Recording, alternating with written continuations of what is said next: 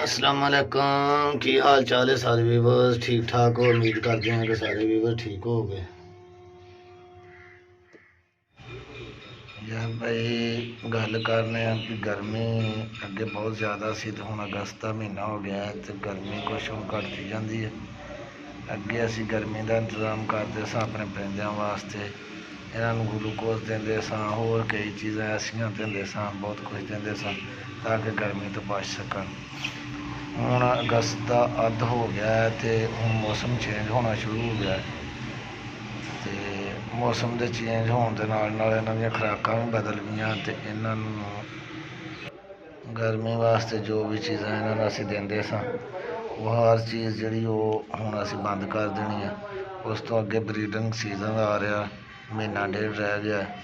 अगों सितंबर में इन्हां दे बॉक्स असी ला देने ने, सितंबर के महीने के शुरू में ला देने ने तो इन्हों का ब्रीडिंग का सीजन अगों शुरू हो गया है। इस वजह तो करके इन्हों का होर केयर करनी पेगी ताकि अगर ब्रीडिंग सीजन आ रहा है तो कोई मसला मसैल ना बने, साढ़े परिंदे सेहतमंद होणगे तो ब्रीडिंग करनगे। जे अगर कोई मसले मसैल बन गए, बुखार या अगे पिछे कोई भी गर्मी का धक्का लगे होएगा या कोई किसी किस्म का मसला तो फिर ब्रीडिंग सीजन में जाके तो परेशानी बनेगी। इस वजह तो करके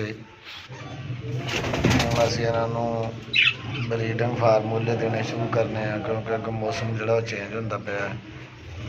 तो सब तो पहली गल यह भी हुण इन्हां दिनों में ना लसन जड़ा ना लसन आम आपां घरां च इस्तेमाल करीदा, देसी लसन, ये इन्हां वास्ते बहुत फायदेमंद है। सब तो पहले नंबर पर बुखार, नज़ला, बुखार, जुकाम इस वजह तो भी ठीक है। उस तो हट के अज जोड़े जानवर खंभ झाड़ते पे ने या झाड़ गए ने, ये सब तो ज़्यादा बेस्ट इस चीज़ वास्ते ये लसन बहुत ज़रूरी है तो बहुत अच्छी चीज़ है, ये देना चाहिए।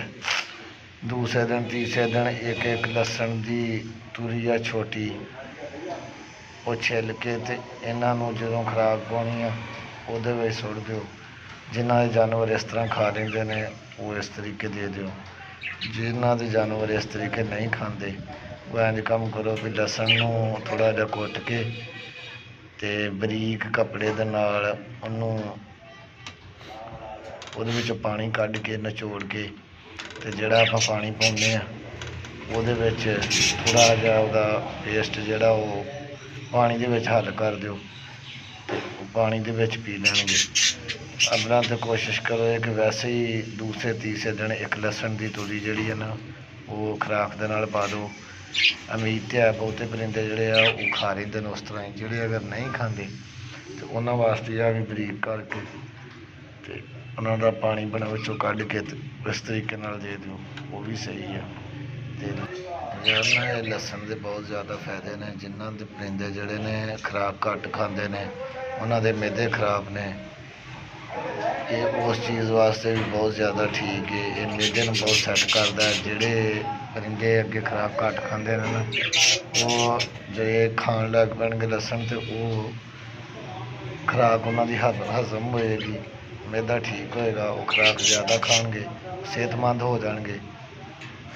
या दूसरे नंबर पर यह गल है भी ये लसन जोड़ा है ना ये परिंदियों वास्ते कुवत मुदाफरत वास्ते बहुत फायदेमंद है। जे अगर तुहाडे जानवर की कुवत तो मुदाफरत बहुत ठीक होएगी तो कोई भी वायरल इन्फेक्शन नहीं होएगा। जैसे मिसाल के तौर पर नज़ला, जुकाम, खांसी, बुखार वगैरह इस किस्म की बहुत बीमारियां परिंदियां लग जांदियां ने। जे अगर कुवत ठीक होएगी तो यह बीमारियों तो बचे रहणगे तुहाडे परिंदे। इस करके लसन का इस्तेमाल जोड़ा ना बहुत ज़रूरी है तो करना चाहिए। अगों मौसम चेंज हो रहा है तो मौसम चेंज की वजह तो बीमारियां बहुत ज़्यादा फैल रही हैं।